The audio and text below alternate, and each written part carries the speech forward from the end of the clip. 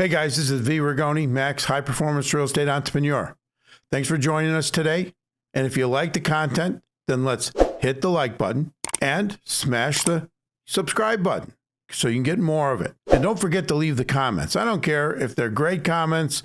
I mean, some of them are just so stupid, but that's okay. It makes me laugh. So what are we talking? We're talking about this middle class, right? About being in the middle class. And we're going to do a series of 3 programs on the middle class and how to stay out of them. The first one is that mindset around, well, I just am too busy.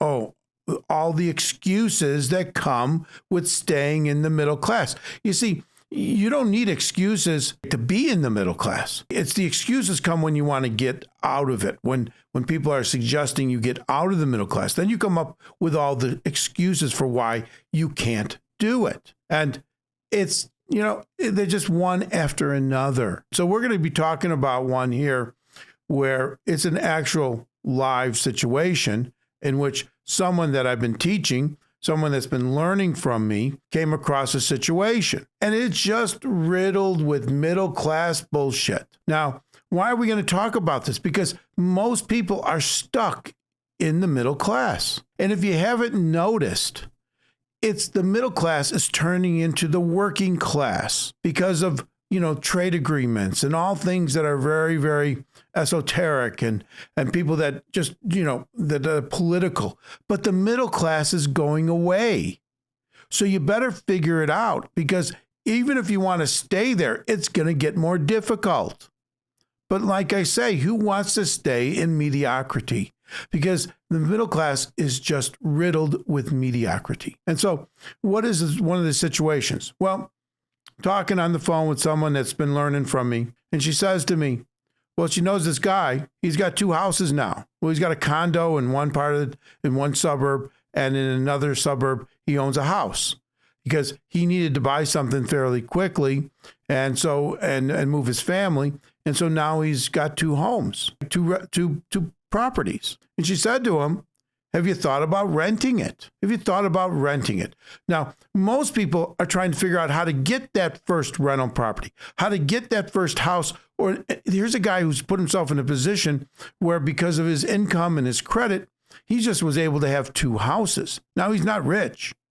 He just has good credit and a decent income, obviously, right? Otherwise, he's not going to get the mortgages. And so now we know that the one that we're talking about, that he's talking about selling, because his idea is to sell it, that's got a very low interest rate because he's owned it for several years. And where were the interest rates several years? 3.5%, 3%. And if you were really unlucky, you got a 4% interest rate, okay, on your mortgage.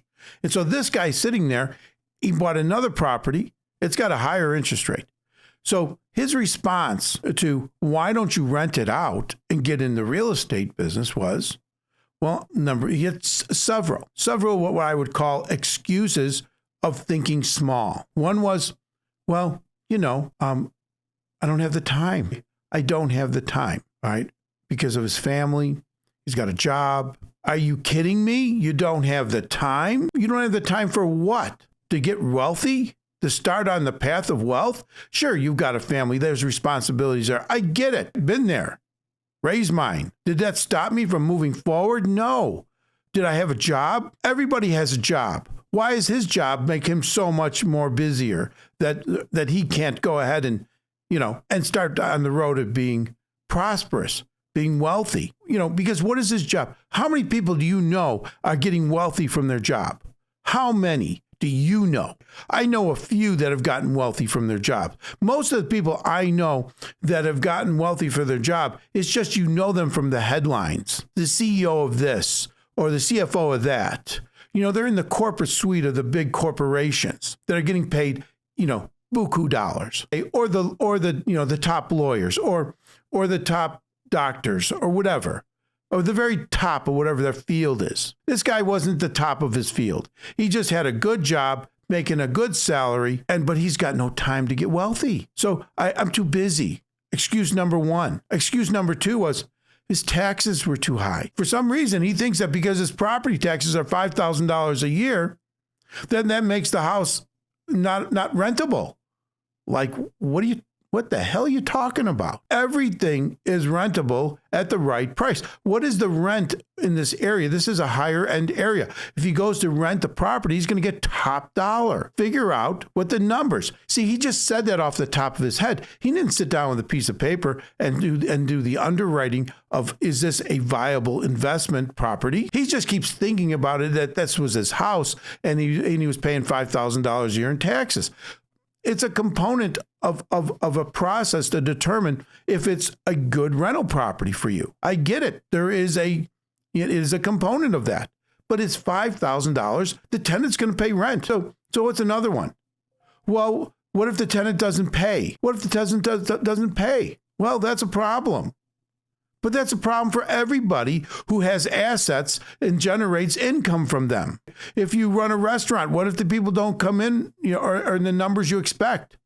Fix the problem, right? It always is a possibility that if you own a rental property, you'll get somebody who doesn't pay. But that's part of the process. If you do your due diligence on these tenants, they will pay. Why? Because you'll get people in there that will pay. They all have a history. They all have a credit report. They all have a background check available. You will not get a person that will not pay if they have a history of paying. Now, there's an anomaly. It can always happen. An illness, a death, something. But even those people that have something like that horrible happen in their life, if they're used to paying, they'll figure it out or they'll move out. But the last thing they want to do is try to screw you. So if you're going to look for a tenant that doesn't pay, if you're going to sit there and have somebody go in there with a bad credit score, if you're going to do something stupid, well, then you're going to get stupid back. I get it. Things happen. So just be really careful of who you're going to rent to, especially in the beginning. There's a process. There's a due diligence on anything you do. Do your due diligence on the tenant, and it will not be a problem. So in here we just had 3 different excuses. We had, I don't have the time. The taxes on my property are high. And what if the tenant doesn't pay? Well, like I said to her, this is just the same old bullshit. Tenants, toilets, and termites. That's why he doesn't want to rent it. He doesn't want to rent it out because he lives in the world of excuses. All he can see is his job. All he can see is going to work 9 to 5 or whatever hours he's putting in, and that's it. And then his family. I've got family. They take a certain amount of time. Put in the time with your family. Sleep a little less. I don't know. Work. I used to work on the weekends all the time, fixing up rental properties, doing those things that now I don't have to do, but I did it. Anybody who wants to achieve needs to move forward and do things that they don't like to do. If you just want to do that what you like to do, well, then that's fine. Get your 8 hours, 9 hours, 10 hours of sleep. Watch your football games, your basketball games, your college games. Do it all. Attend everything there is to attend that has anything to do with your immediate family or your extended family or your friends or your friends' family, and make sure that you go on as many vacations as possible, whether you can afford them or not, and spend as much money as you can on credit cards and on debt, and make sure you refinance your house several times to pay off those credit cards, because that's what the world does. All those things. What the world doesn't do is they don't work those extra hours. What they don't do is work on the weekends on their own assets. What they don't do is create assets that generate income while first they're working and then while they're sleeping. That's what they don't do. And they don't make excuses. So think about it. This is a guy that instead of sitting down and figuring out, I already own this property. I can have the tenant paying me rent. There will be a positive cash flow from that. I can get the positive cash flow. I can also get the situation where property values continue to go up on residential, and they will continue to go because there's a shortage of housing everywhere in America. So even if there's a stall on the prices right now, they will continue to rise. Even if they get softer for the next 12 months, whatever, then they will continue to rise. And so then I can get the appreciation of the value going up. I can get the additional equity from the tenant paying down the mortgage. I can depreciate the property so that any cash flow that I'm getting off the property, I don't have to pay the taxes on. Anything I do to the property, I get to write off if it's under $2,500 or depreciate it over a longer term schedule and pay less taxes if it's a larger investment into the property as a capital investment. Plus, I get to then go out, create my LLC. Then I can buy a truck or anything other vehicle. I think it's over 6,000 pounds, and I'll be able to write off 100% of it. Yes, it's going to go back to 100%. There's a bill in Congress that's trying to increase the bonus depreciation, retrograde, trying to increase the bonus depreciation again back to 100% as of 2023, and it's being passed by both the Democrats and the Republicans. So it's in the Senate now. It should be passed. And if they don't, you can go buy that truck this year and still get 60% depreciation immediately. You can go buy your lawnmower to cut the grass and you get to depreciate that, write it off. There are all these advantages, these tax advantages of owning a property for rental purposes that you don't get when you have a residential home that you're living in. So this is what he doesn't want to address. All he wants to address is I don't have the time. What if I get a bad tenant and they don't pay the rent? And the taxes are too high. When are the taxes not too high? The taxes are always too high, but that doesn't mean it can't still be used as a good investment property, right? So that's what I'm trying to say.